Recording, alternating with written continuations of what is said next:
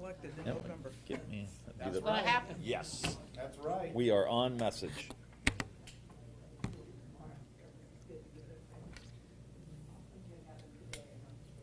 All right, Tim just gave me a friendly reminder if we want to put our phones on silent just to make sure we're not interrupted.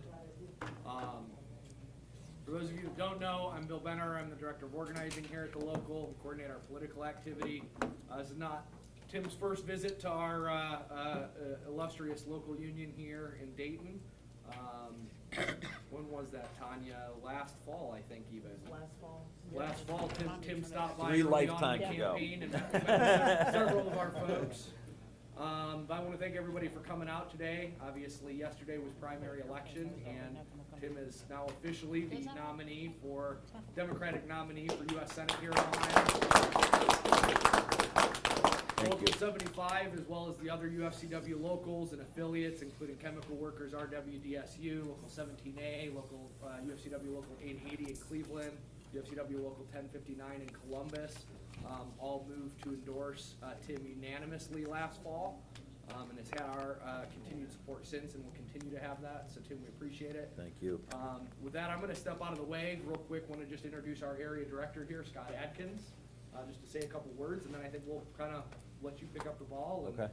I think we're just here to have kind of a conversation, right? Yep. Yep, Absolutely. This is Tim's show, so we really take a spot. But we welcome Tim, and congratulations. I echo Bill's comments, and on behalf of President Garvey and Brian O'Neill, we welcome you here. We're proud that this is one of your first stops after being nominated, so we're so proud that you chose to come here, and we're in the fight with you. And, you know, we got a big fight ahead of us, and we want you to make sure you understand UFCW is there with you every step of the way. Awesome. So we're ready to do battle. You know, we have a lot of topics that are out there on the front lines, as you know, and you've been the champion of those for many, many years, and we appreciate that, and we just appreciate you coming over here today. So thank you so much. Thanks, Scott. Appreciate it. Thank you. Appreciate everybody taking time out today. I know you're all busy. I'm working on about 2 hours sleep, so if I say something really dumb, just be like, get him out of here. Get him a nap. We'll come back and start over. I just wanted to first say thank you. You know, we got in this race. I started my career for working people. You know, I come from a very working class family, very working class community, just a little bit north of Youngstown, a small town called Niles, Ohio. And my grandfather was a steel worker. My great-grandfather was a steel worker. You want me to put it here? No, Is it's that fine. better? Someone's Okay. here. All my uncles and cousins were building construction trades, auto workers, you know, plumbers and pipe fitters. Everybody across the board, just straight working class.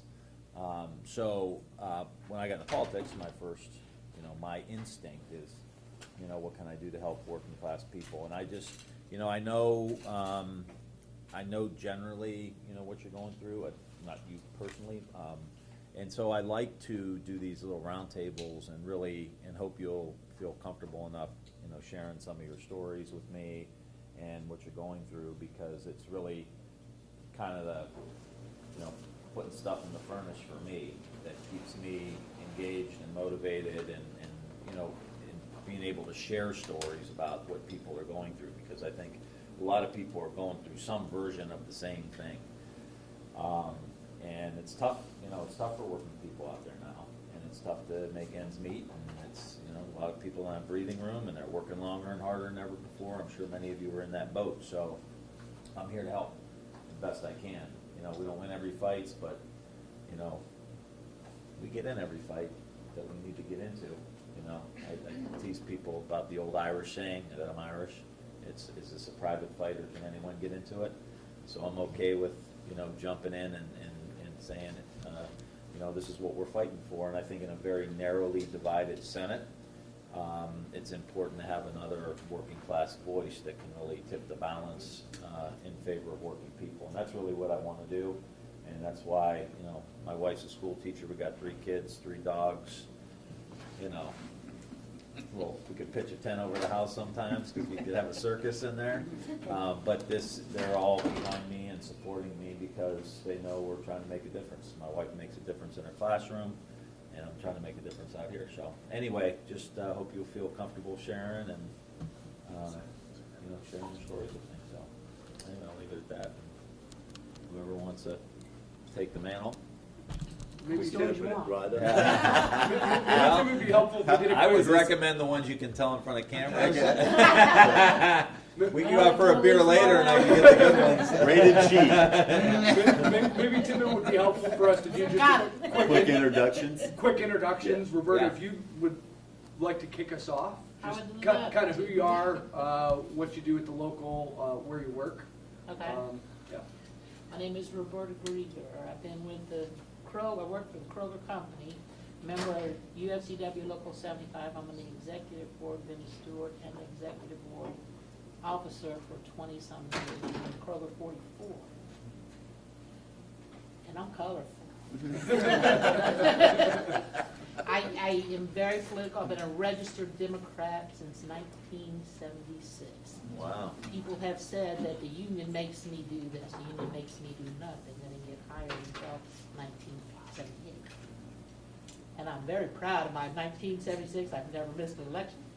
And I've never, ever, ever, ever voted red. And I will campaign for you. Awesome. You're the kind of person I And I want voted campaigning for for you. me. Thank you very much. I'm James Carter. I work for the UFCW. Again, before this, I worked for Meyer for 20-something years. So, again, my story is I'm out here repping some of these people out here now. And you see more or less it comes to safety, the longer hours at the work, and trying to make up some of that financial burden and everything like that. So, to me, those are the biggest things on those. Connor Lunsford, I'm a rep here as well. I've been on the union side for a little over 5 years. I was from a little independent grocery store, a little IGA, but yeah, just seeing it day to day, the people just trying to make it work, whether it be, at work or, just worried about stuff getting done at the house as well, but it's a good fight. Yeah, appreciate it. My name's Dee. I've been with Kroger for 8 years. I also have 2 other jobs because you can't survive on one anymore. There's a lot of things I really do want to ask you about how you feel and how we're going to fight for this. We have to keep unions going. There's no way to step on any of this stuff that these people are trying to step on. So I'm very excited to hear what you have to say. Thank you. We'll talk about that. Okay. I'm Matt Brooks, business agent on staff, represent the members in a few of the stores. Kind of like what they're saying, just try to be the best voice that I can for them. They're struggling. They have a lot of issues going on. I am also the outreach coordinator for Local 75 too, so I also look out for the LGBTQ rights as well. My name is Bashara Cannon. I've been with Kroger's for 19 years. I'm also on the E-Board, and I was running to become a central committee member on the board, but I'm not for sure if I won yet, so I'm going to call her once I leave here. I think it's too close to call right now. Oh, but really? there- Okay. We should have some numbers here anytime. Wow. Yes. We can go stuff a few more. We might need to make a drive, yes. Right. But yeah. Yeah, and I already said a few words, but, again, welcome. And, we every day are out there on the fight on wages, benefits, working conditions.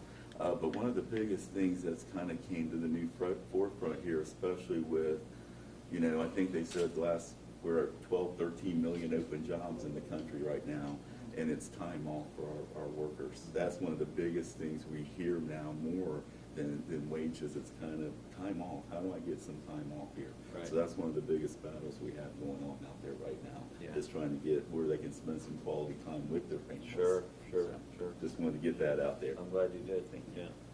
Tim, Hi. I know you meet many, many people in your circles, but we did meet last fall when you came to our small group. But I'm Tanya McCoy. I've been with UFCW for a total of 28 years.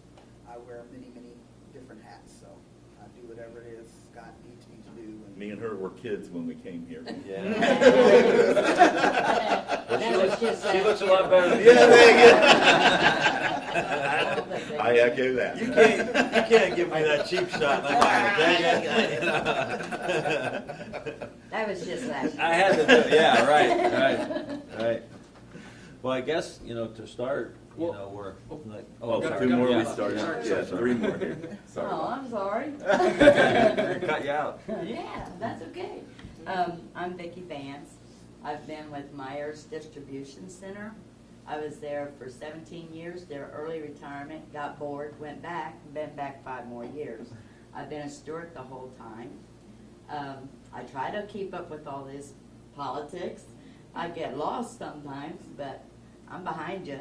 Thank you. So that's about it. All right, thank you. My name is Kaylee Duffy. I work at the Keeper Heights Myers. I've been there for about 3 years now. I'm fairly new here at the union, but I'm really excited to be part of it. I've been a union rep for about a year now.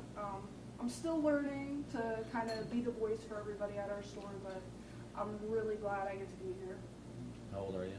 I am 22. Wow. So I'm one of the babies here. Wow.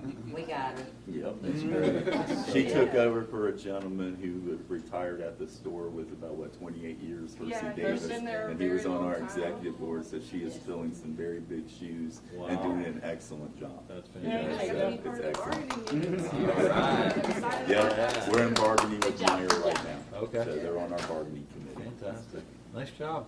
Yeah. Thank you. that's And if great. it's any consolation, right, Scott was saying he was a kid when they started, that was last year. Yeah, I know. Last year, So him and Tanya are only 23.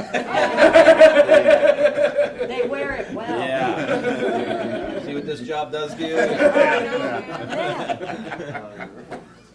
My name is Mary George. I worked at Kroger, several different locations, over the last little over 44 years now. Oh, wow.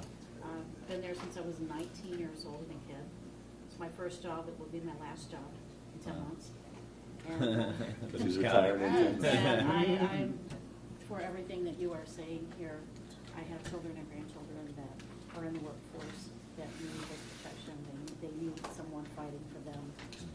So I'm on board with Awesome. whatever you need for us to help you do, to do this. Awesome. Thank you. Can I ask a question? Take it. You have to, well. I have to raise my hand. I think we're gonna take that woman's question first. 'Cause she- Yeah. Oh, okay. I mean, unless you're gonna kick her ass or something. I I don't wanna start a fight here. Oh! I've heard about these union meetings. I don't have to be the referee. I thought it came So, through once. just on the, I like to have a guy. Well, no, I don't. you don't like them to remember anything? Not always. So, yeah, I think the centerpiece of the whole thing is the PRO Act that we're trying to pass to really increase the ability to organize and to, create a union. And there's, a variety of different versions of what we can do, but, really not allowing workers to get pressured, for you to be able to, very easily put together a bargaining unit. I think, to me, unions are as American as apple pie. And when you have the level of inequality in our society today, you have people that are, and just be clear, I don't begrudge anybody for making money. Like, this is America. You come in here, you have an idea, create a business, make money. God bless you. Like, this is the American dream. The question really is, what do you do when you get there? How do you see the world once you get there? And are you a taker or are you a giver? And to me, some people are takers, and that's why you need unions to help balance that out. And we've seen when the unions have gone down, we've seen a huge increase in inequality, CEO pay, more shareholder-based economy, and I just don't think that if the hedge funds are doing well, it means everybody else is doing well, because that hasn't been the case. So the PRO Act would be front and center to try and help. We wouldn't have survived through this pandemic and all this if it hadn't been for the unions. We had extra money. I made more in 2020 than I made any year because of all the overtime. which a company wouldn't have given us if someone wouldn't have stood up and fought for us. Right. There's no way, because they took it away as soon as they could. Yeah. We're not still getting it, I understand. Yeah. But, if it hadn't been for stimulus payments and that overtime and that extra money, I'd have lost my house in 2020, because things are too expensive, I had to borrow money to pay my mortgage last night, and I'm working 20 hours on top of my 40 at Kroger. Where do you work the other two jobs? I have two businesses. I do tax returns. I Instacart and I DJ sometimes, depending on if the show's good.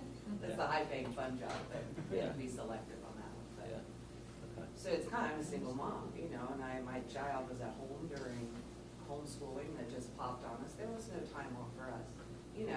Luckily we had the money. Luckily I didn't lose my job. But there's so many people. I have cashiers with more than one child that qualify for food stamps. There are so many issues and problems just in my little store, and we need someone to speak for us and make sure the stuff is done and we're not just tossed off to the side. Yeah. Yeah, that's why we're here. That's why we're here. Remember us when you're up there. Yeah, for sure. Don't worry about that.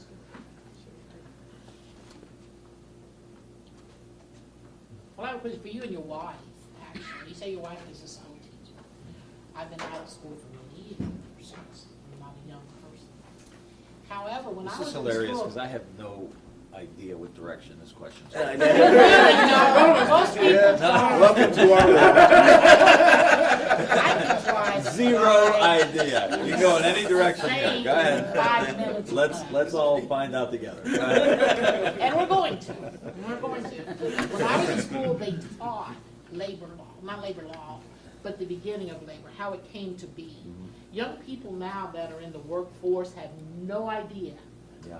how we got to this point that they're like, well, I'm entitled to that. You're not entitled to nothing. Yeah. You have to earn it. And there's many people have died fighting for unions, fighting for treatment, for wages and health care and all the 9 yards.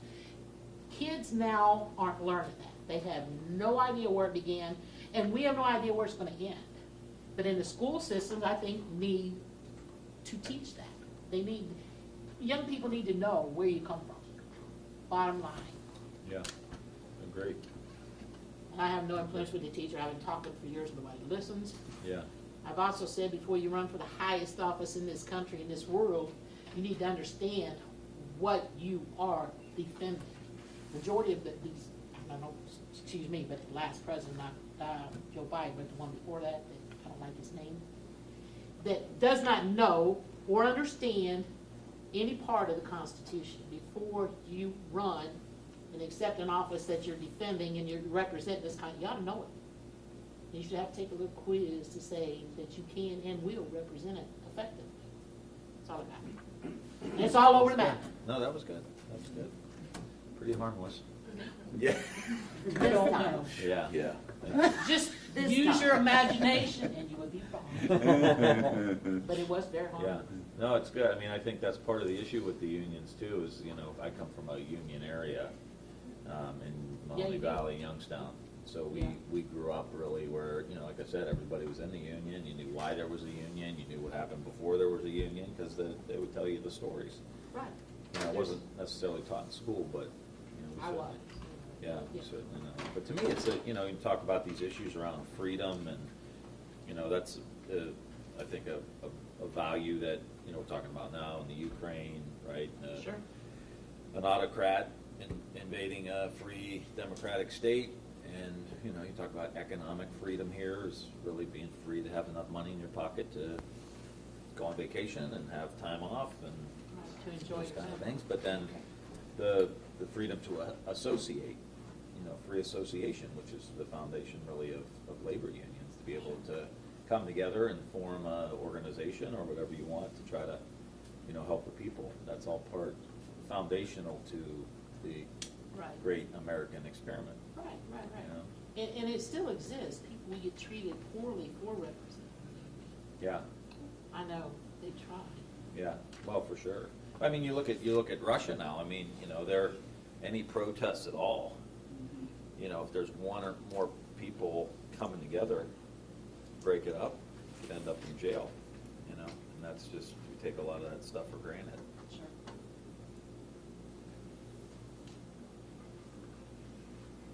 Any other comments, questions? Don't be shy. I'll have more, We're not- just give me a not minute. a shy Pretend all these crowd. I news think- media aren't even here. I mean, one thing I think, one thing I think, and not just getting away from some workplace issues that affects our members, and you hear about this every day, and it's on the media constantly, the gas prices and inflation. And I think that's gonna be a big issue for you, obviously, here in the state, because they're gonna blame Joe Biden for that, of course, which we all know that's not the case. There's a lot of factors here, but, we have a hard time even educating our membership on, what's going on out there. And they want to do the blame game, and it's unfortunately at President Biden right now, from a lot of our membership too, based on what's going on out there with the economic climate. And with what's happening, you brought Russia up, and, just what's going on over there is just a horrible shame, and I feel bad every day. It feels like, I know we're supplying them with weapons, cash, and all that, but we're standing by and just watching a slow death here, in my opinion.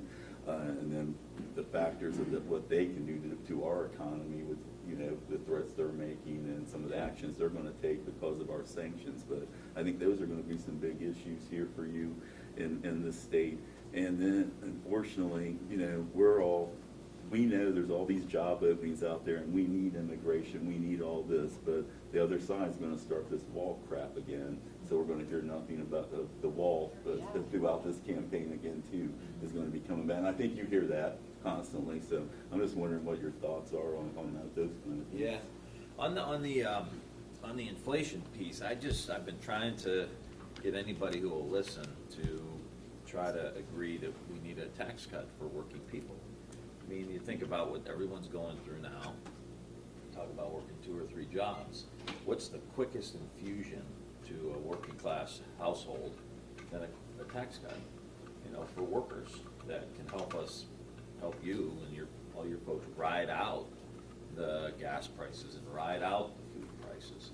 And so I think that needs to be something that's done in the short term to deal with it. And I hope we would pass it, because it would be the Democrats who passed it, and it would be, those who voted for it that would get credit for it, to say, like, look, we were struggling if we put money in your pocket, and if it's $300 a month or $400 a month, it's a lot of money. I mean, it could absorb, $4.15 in gas or whatever it is. So I think that in the short term is going to be, going to be an issue. And on the issues like, immigration and things like that, to me, I just think it's about being pragmatic. It's like, of course we need a strong border. There's 8 billion people in the world, and a lot of them want to live in the United States, and they all can't. We can't. So, okay, we have to figure out how to prevent people from getting in here, how to keep the drugs out, how to keep the fentanyl out, and the stuff that's, killing our kids, and then have a reasonable process of, okay, who can we let in? Refugees in? I don't think anybody has a real problem with immigration either. It's the fact that they don't want people jumping the line. So this person does everything right, fills out the paperwork, waits a year, this, that, and the other thing, and someone else runs across the border and they get in. It's like, well, that's unfair. And I think that's what ultimately makes people upset about it. And unfortunately, there are some, people in the Democratic Party that do think you should, if you ran across the border, you'd get like a parking ticket. To me, it's like, it's not an enforcement mechanism, it needs to be stiffer than that. But that in no way, it's like, I'm tired of these like either or choices, these false choices they make everybody make, and it's like, no, you can have a strong border and have a process to let people in, right? And of course, but they make you gotta pick one or the other, so we can all be in a fight about it for 30 years and never get anything done. Correct. And what I think we're entering is in a phase in the country of people are exhausted, I feel like I'm representing the exhausted majority. And it's like, okay, can you guys get it together and just, like, we're tired. Please stop. Figure this out. It's not, it's not brain surgery to figure it out. So really presenting people common sense alternatives where 70 or 80% of the people agree, And if you don't agree, you don't vote for it, whatever, like, let's try to find something else we agree on, right? I tell people all the time, like, I love my wife, but if we have 10 conversations in one day and we agree on 5 of them, like, good number. we'll open a bottle of wine and celebrate how great our marriage is. You know? That's a good number. It's like, so if I'm not agreeing with my wife, 5 out of 10. It won't be. Certainly I'm not going to agree with, although I love you, you know that. You know how I feel about you. I do. I'm so glad. That's good to hear Yeah, everybody if we again. agree on 3, let's find the 3 and move, There you move the go. ball down the field. It's not, gotta stop. Yeah, that all was this my stuff. question, what happened to the compromising and the like Negotiation. negotiating type Yeah. thing and Yeah. coming out with a way to settle it Yeah. without doing all this where everybody has to feel divided or Yeah. afraid to say, well, I'm kind of with this one, but I kind of like their ideal. You're not, you just don't want to go down that road now. Right. So, Yeah. I mean, what happened to all that? It's a culture thing, which I think we all have to take some responsibility in trying to fix, And I said last night in my acceptance speech, I said, look, we gotta come together. We gotta have some grace, some forgiveness, some reconciliation. Like we just can't keep doing this. Divide and conquer never works. Yeah, well, it works in the short term politically, but the problem really is In like. businesses, try that stuff. Sure, and that's permeated the culture, I think, to a certain extent. There are a lot of new businesses that are moving in the other direction now, cutting workers in on the deal, employee ownership, profit sharing, they try to figure out a way to do it a little more, inclusive. And what I've been trying to do is try to create the framework of like, where are we right now as a country? And really, I think the competition that we're in right now is with China. It's not like it's not a news flash. That's not a news flash. But it's been 40 years. They've been in an economic war with us, and we haven't been, really with them. And so what I'm trying to tell people is like they're doing all these things like dominate the electric vehicle market. 90% of pharmaceuticals, come from China. They spend 7 to 9% on infrastructure every year. They're going all in on like all of these industries of the future. And we're fighting about Dr. Seuss or defund the police or open borders or whatever the CRT, whatever. It's like stop. Like who wants us to do this? China, Russia. This is exactly what they want us. We're fighting here, and they're going. And so with this conversation, I think needs to be about is like, look, here's the situation that we're in, and we need to fight with each other. It's fine. We're Americans. We're all free to do what we want. And they win, or we can come together and we could like make a really good run. Like I think we're really entering an age of possibility. I mean, with technology, with manufacturing. Absolutely. The Intel project with the chips, the electric cars, electric trucks, electric vehicles. And we were just down at in Butler Tech School, and there's all these young people in here. And they were at this tech school. Like you can get a 2-year degree before you even get out of high school. And they're competing in the robotics program. They're like 3D printing stuff, and they're like, manufacturing, doing light manufacturing, and it was amazing. And they were all like so confident and so engaged and so hopeful.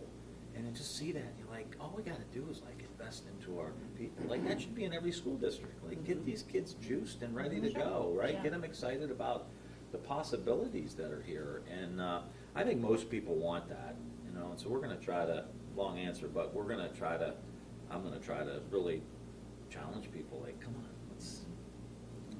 let's end the age of stupidity. Thank you. Move into the age of possibility, which could be exciting for all of us. I like that. You can use that. Thank you, because I probably will. Give me some credit. That's all right. Oh, At I'm least telling until you. November. After Yeah. November, you No, can take all the it credit. doesn't bother me to give credit. All right. I keep an audience. I put you out there. Do you think adding another Supreme Court justice or more would help with what happened yesterday? I mean, I'm not for expanding the court, but, it all depends, like, who's in charge, whose nominee is it? May expand it in the other direction, It would be even worse. even worse. I just tell people we gotta win elections. We gotta figure out how to win elections. And you're fighting against somebody who's being endorsed by Trump. And out of this Trump area, that's gonna be tough. I don't know, I mean, Have you ever been to Farmersville? Sorry. I have not. It's right down Yeah, is it heavy? Heavy Trump Heavy country. Trump, yeah. I mean, you know, I look at it this way, like J.D. Vance got 33% of the vote, which is only a third of the vote in the Republican primary. Right. And the guy who, Matt Dolan, who was anti-Trump, said the election was legit, didn't go to Mar-a-Lago, took on Trump on some issues. He got 23% of the vote, so he almost got a quarter of the Republican primary vote, which tells me it's a quarter of the people that we can go get, you know? And someone just called me and said, hey, I voted for you yesterday. My husband voted for Matt Dolan, but he says he's voting for you in the fall. So I just think that percent of, like, reasonably, you know, sane people, I mean, are just, you know, ready to heal, you know, ready to heal.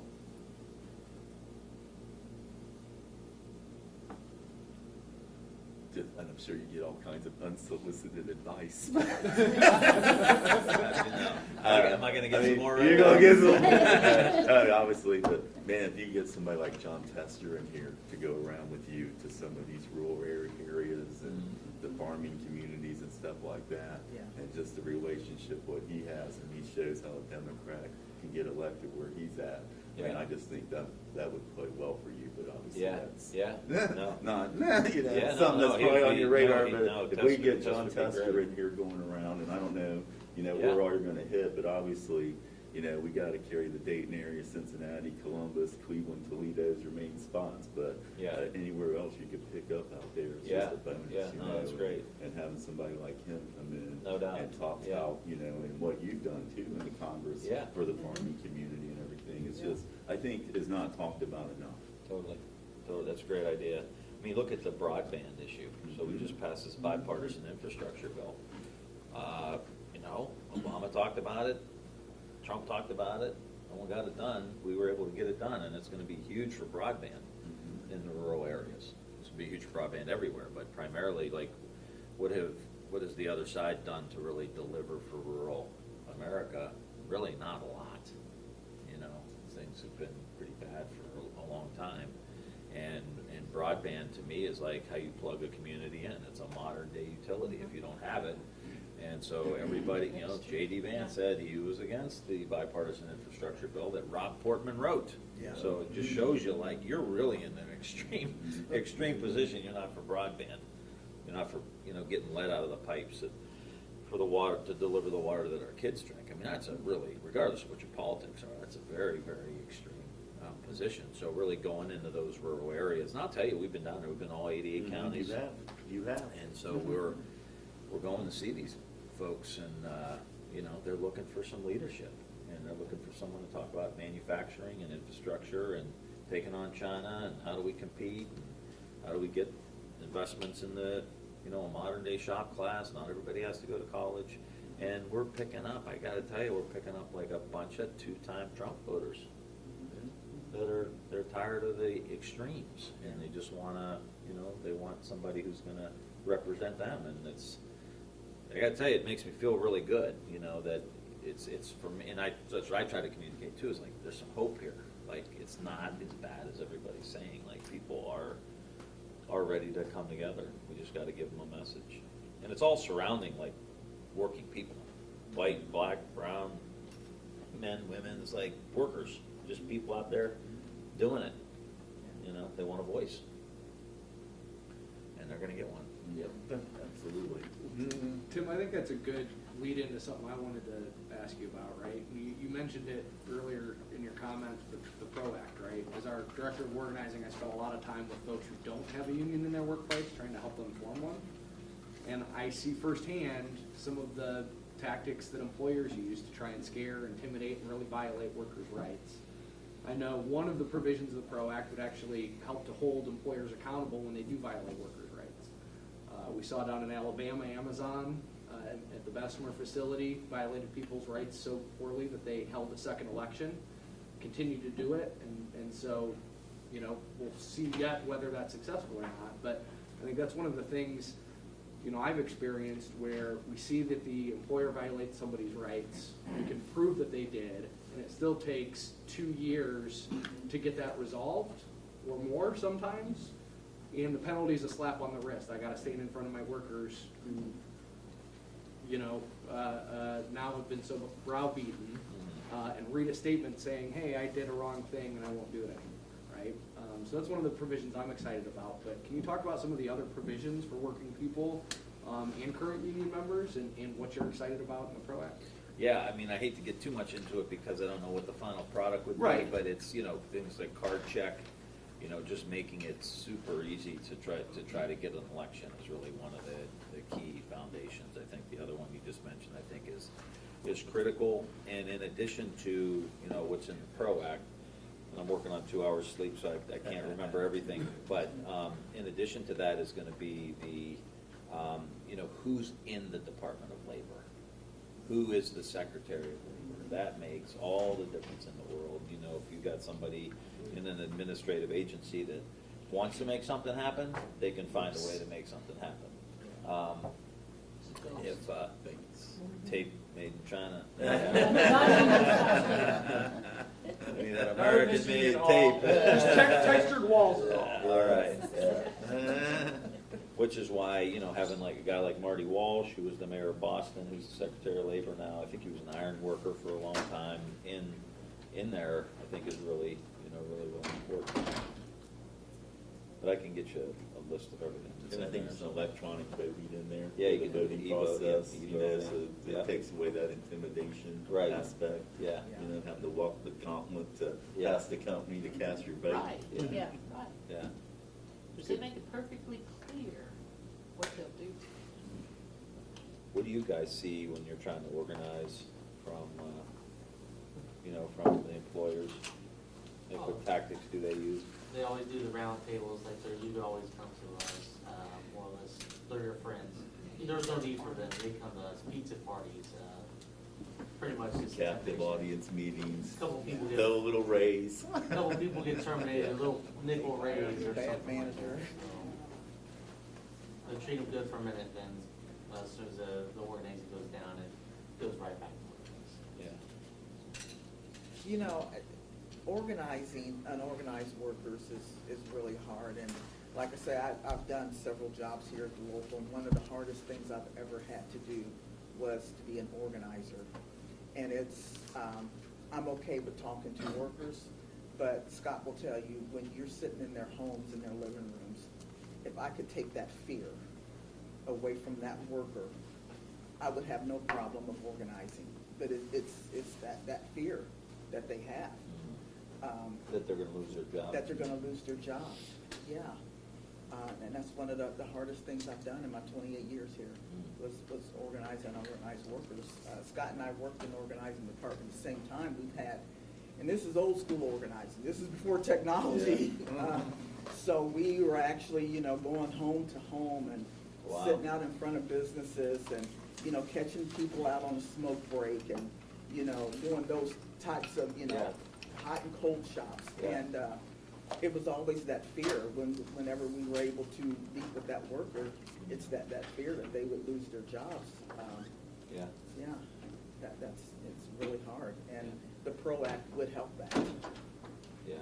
Like, Bill said, it's the penalty is they may fire one worker. They would rather pay that one worker back pay Oh, yeah. than to actually sit down and negotiate wages, working conditions, Cost and of doing benefits. business, right? Yes. Yeah.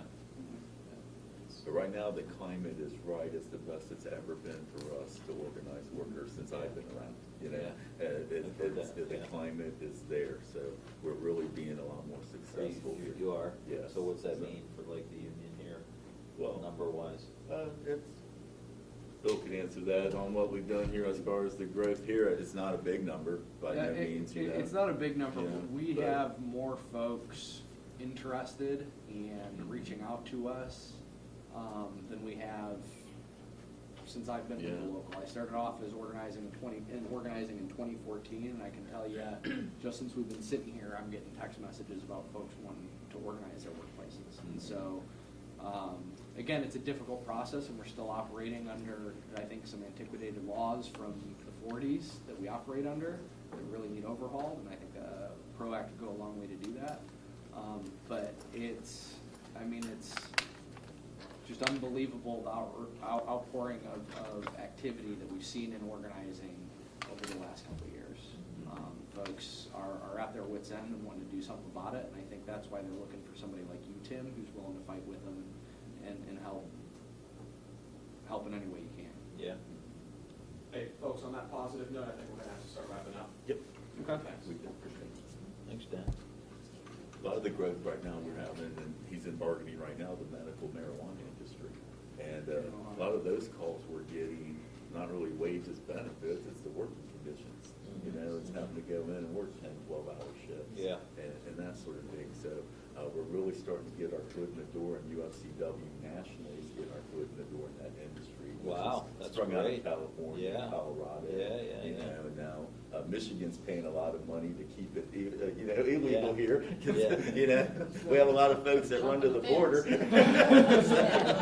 So, you know. Build a wall. Yeah, build a wall. There you go. So, but we see a lot of potential growth in that industry. You know, Yeah, that's and- great. And there's That's all very these- profitable. Yeah, you know, Very profitable industry. and to be quite honest, you know, it's all these myths and all these stigmas, but there's a lot of people that it actually helps, you know, the Oh, medical God, yeah. aspect of things. So, but we're going to see a lot of growth in that industry for our local. That's great. That's I great. did I love notice that. on the college programs that you guys offer, that's one of the new fields that they have Yep, on there. one of the new degrees. After the 2-year. So we have It's a. amazingly technical and Yeah. scientific and Oh, yeah, you like, gotta it's really a know a lot of sophisticated stuff. operation. So we have it set up with Eastern Gateway Community College. Oh, yeah. Where any of our members or their Yeah, yeah, family yeah. can That's a go there great for program. free and get a 2-year degree. Yeah. And then we've even got it expanded now where after they do that, they can go to Central State for free and get. What's other the 2 degree years. in? Well, we have many. There's a There's- bunch of them. there's- Around Yeah, we can marijuana? show you. Well, no, they have everything. That's one degree. Oh, Yeah, that's yeah, just no, one. I know. Yeah, okay. We can get you a flyer on that, Yeah. but we have, I See? mean, there's probably up to You 40. Can't retire now. Great. They have There's them. promise. Get into the weed business. Got a new job. I think one other thing I'd say Yeah. on that as well is we're actually working on a national apprenticeship program and apprenticeship curriculums that we can roll out in different states, specifically in the cannabis industry from seed to sale. Yeah. So that you can get a cannabis retail, right? Knowing Yeah. what products you're selling to who and why, from how to grow it, cultivate it, process it, turn it into different consumable products, from start to finish, working on a national apprenticeship program there. Fantastic. I think Love we it. UFCW are ahead of the curve there, and hoping we can bring that to Ohio here. That's very soon. great. Well, let me know, whatever I can do to help. That's And I'm not sure fantastic. where the legislation's headed in Ohio, I don't know if you have an update or not, because I knew they did the petitions and everything, and No. it looks like it probably might be a ballot initiative. Oh, the marijuana Yeah. thing? Yeah, that's, I think it's on the ballot. Is it gonna be a It'll be ballot on the initiative? ballot. Is that what's Yeah, gonna that's what they happen? said, yeah. Okay. Yeah.